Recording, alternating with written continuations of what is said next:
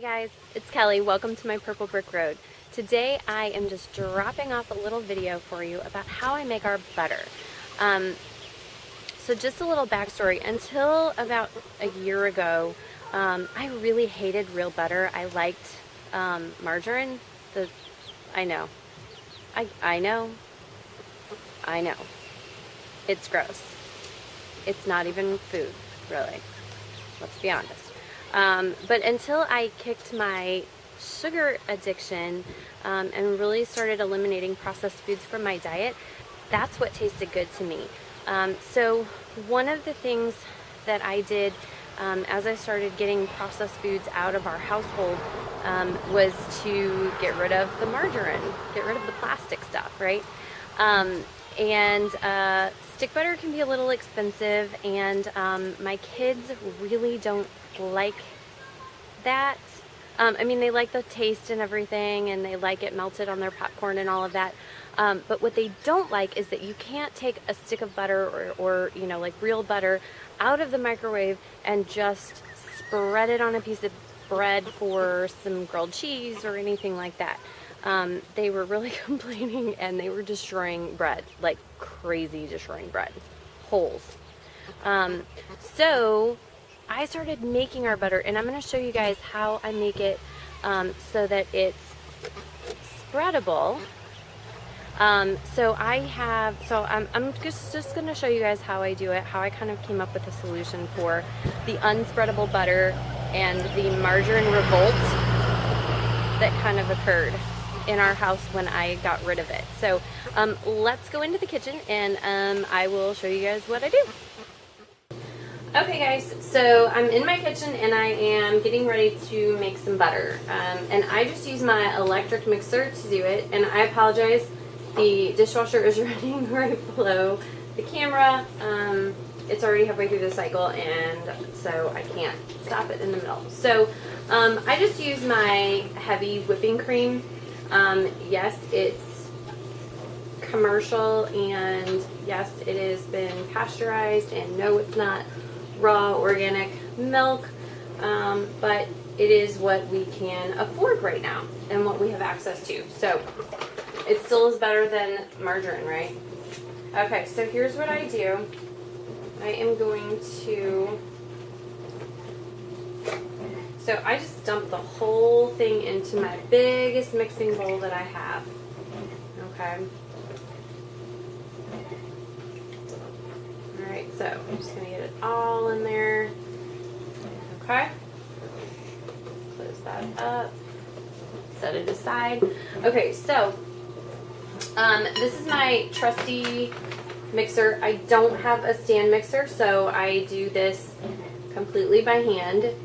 It's very good for the forearms. It's a nice workout after a while. So I just use the regular beaters, and I'm going to stick it in here, and I'm going to turn it up on high, and I'm just going to let her rip.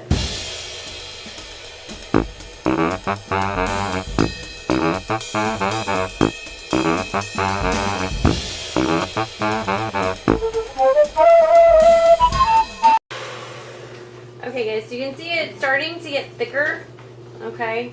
I promise you're going to think that nothing's going to happen, and then all of a sudden it'll get thicker. So it's starting to get a little thick, right? And I'm just going to keep on going.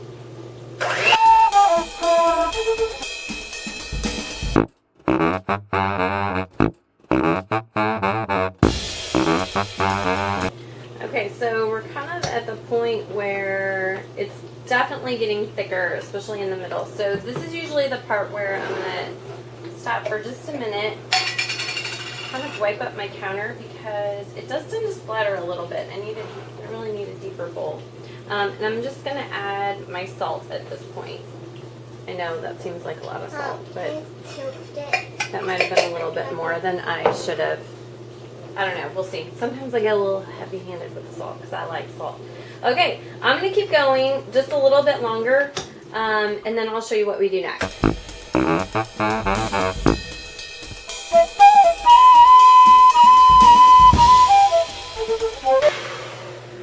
Okay, so at this point, you just kind of have to figure out how much more you want to go.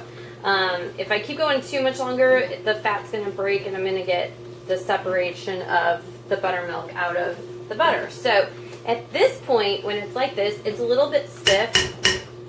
And it's just starting to look, I don't know, it's starting to look a little mealy almost. So this is the point where I stop and I will scoop out a bunch of it and put it in my container.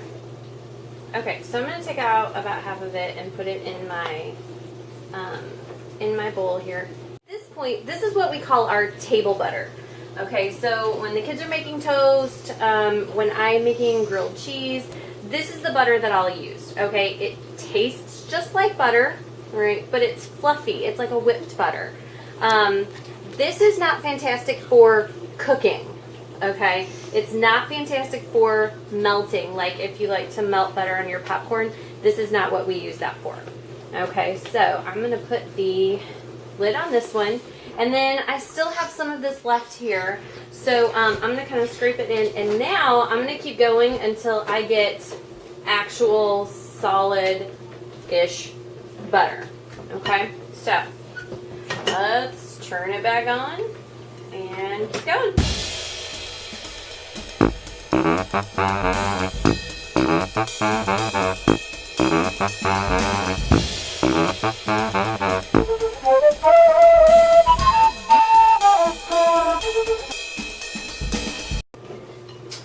Okay guys, so I have just continued to beat this thing to death until, see, I'm starting to get, I don't know if you can see that.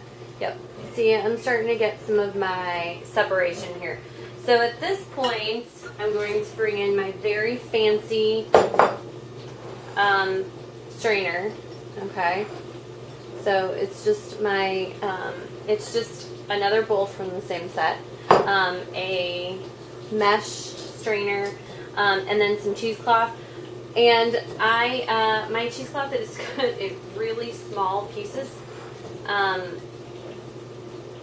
because I didn't know that I should cut it bigger. So it has these lovely binder clips to help keep the cheesecloth from falling in on itself. So at this point, all I need to do is drain my butter for a little bit. I don't really do anything to push it through right now.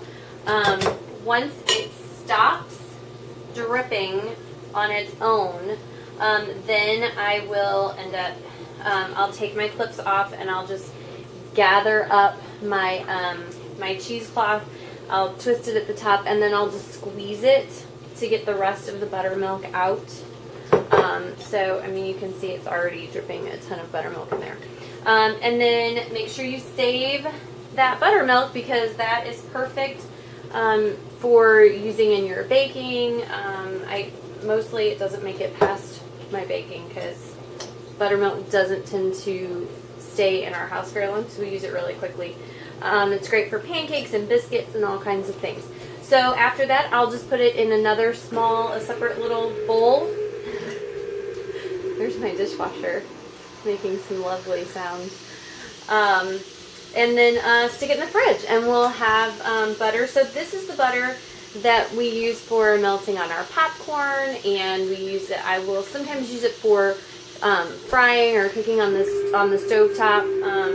If I'm cooking vegetables or something, I'll use this butter just because it works a little bit better than that fluffy butter that I made earlier. So, alright guys, so, and remember, you have to just keep going with the mixer. You are going to get to a point where you're going to think, this is ridiculous, nothing is happening, nothing is going to happen, and just about that time, that is when it's gonna, just when you're ready to give up. Keep going a little bit longer and then, and something will happen. It's like magic. Let me know in the comments if you end up trying this. Let me know how it works out for you, okay? Happy butter making, God bless.